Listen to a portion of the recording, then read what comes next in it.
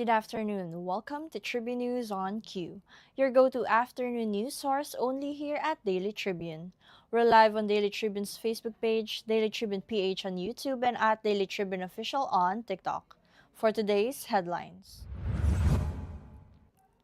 The Malacanang Palace announced the appointment of Kim Robert De Leon as the new Secretary of the DBM, replacing Acting Secretary Rolando Toledo. President Ferdinand Marcos Jr. inspected the G. Araneta Drainage Improvement Project in Quezon City as part of the government's nationwide Oplan Contra Baha program. Resolution number 39 or the Senate's 2011 impeachment trial rules states that proceedings may continue even if Vice President Sara Duterte is absent in the trial. The legal team of former President Rodrigo Duterte before the International Criminal Court has undergone a major transition. The Sandigan Bayan 3rd Division has approved the request of former Senator Bong Revilla to skip his trial on malversation case until July. The government is moving to put locally produced rice under the 53 pesos per kilo suggested retail price as authorities attempt to contain food inflation. National team members Alfrance Braza and Edna Magtubo topped the inaugural race of Speed Series powered by 2XU. Sonara appears to be 7 girls who move like a well-oiled machine. The female septet consisting of Eureka, Megumi, Nami, Ella, Dominic, Tin, and Lei move and even dress in sync.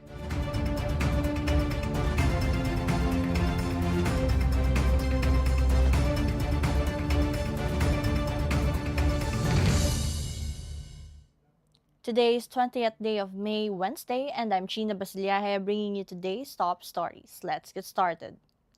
The Malacanang Palace announced on Monday the appointment of Kim Robert De Leon as the new Secretary of the Department of Budget and Management, replacing Acting Secretary Rolando Toledo. De Leon is the President's youngest cabinet member at 32 years old. He, according to Undersecretary Claire Castro, is recognized for his work in fiscal management, organizational reform, and digital transformation. Meanwhile, President Ferdinand Marcos Jr. inspected the G. Araneta Drainage Improvement Project in Quezon City as part of the government's nationwide Oplan Contra Baha program, focusing on flood mitigation, drainage rehabilitation, waste removal, and restoring water flow in flood-prone areas connected to San Juan River.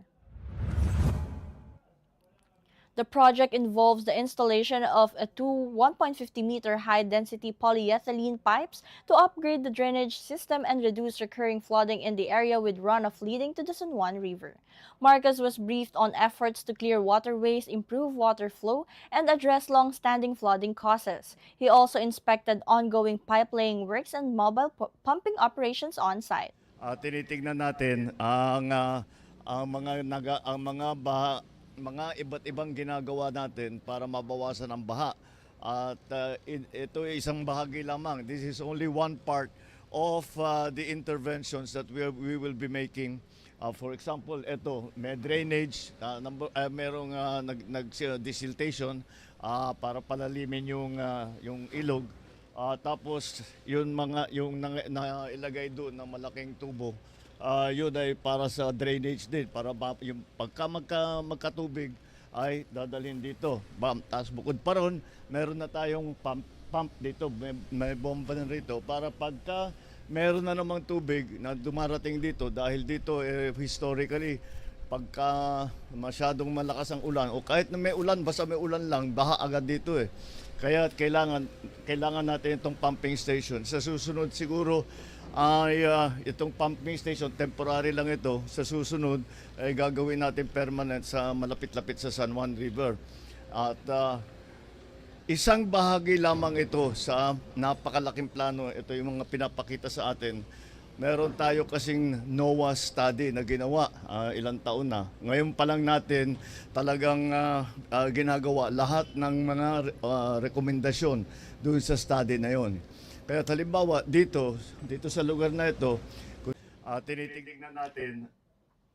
Resolution number 39, or the Rules of Procedure on Impeachment Trials, dated March 23, 2011, which governs impeachment proceedings in the Senate, says that an impeached official's absence at the Senate impeachment trial would not delay the proceedings. Senate President Alan Peter Cayetano himself said the resolution would continue to apply during Duterte's impeachment trial, along with a supplementary application of the rules of the Senate and the revised rules of court when applicable. And the Sandigan Bayan 3rd Division has approved the request of former Senator Bong Revilla to skip his trial on malversation case until July. Revilla's lawyer, Reddy Anthony Balisi, said the waiver of appearance covers the period when the prosecution presents their witnesses and evidence. That's his right, Balisi told reporters when asked for former senator's reason. Meanwhile, the legal team of former President Rodrigo Duterte before the International Criminal Court has undergone a major transition ahead of upcoming proceedings in his crimes against humanity case. In a 5-page filing dated 18 May, the ICC registry confirmed the appointment of British lawyer Kate Gibson as Associate Counsel for Duterte after his new lead lawyer, Peter Haynes, formally requested her designation. Meanwhile, the government is moving to put locally produced rice under a 53 pesos per kilo suggested retail price as authorities attempt to contain food inflation while protecting farmer incomes amid rising global economic pressures. Agriculture Secretary Francisco P. Chu Laurel Jr. said the proposed SRP was reached after consultations with rice millers and industry stakeholders, positioning local rice slightly above the 50 pesos per kilo temporary price cap imposed on imported 5% broken rice under President Ferdinand Marcos Jr.'s Executive Order 118. And the Philippine shares ended nearly flat, with the benchmark PSEI slipping 0.01% or 0.69 points to 5,896.11 as gains in property and holding firms offset weakness in industrial and mining counters. The broader all shares index declined 0.19% to 3,341.30. Sectoral indices were mixed during the session. Holding firms and property led the gainers, both rising 0.39%, while financials edged up 0.02%. Meanwhile, industrials fell 0.57%, services lost 0.48%, and mining and oil dropped 0.71%, posting the steepest decline among the sectors. And national team members Alfrance Braza and Edna Magtubo top the inaugural race of Speed Series powered by 2XU last Sunday, held at the Ayala Triangle in Makati City.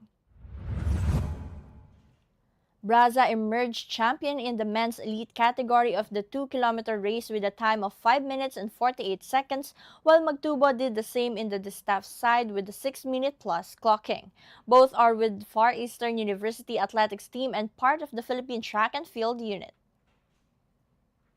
And Sonara appears to be 7 girls who move like a well-oiled machine. The female septet, consisting of Eureka, Megumi, Nami, Ella, Dominic, Tin, and Lei, move and even dress in sync. But apart from the initial impressions they showed on stage, what they want to emulate in their careers is the strength of Melchora Aquino or Tandang Sora. Sonara means sonar, Nara, and Sora, Megumi said during the girls' group launch at the First United Building, a historic building in Ermita, Manila, when asked to explain the meaning of the group's name.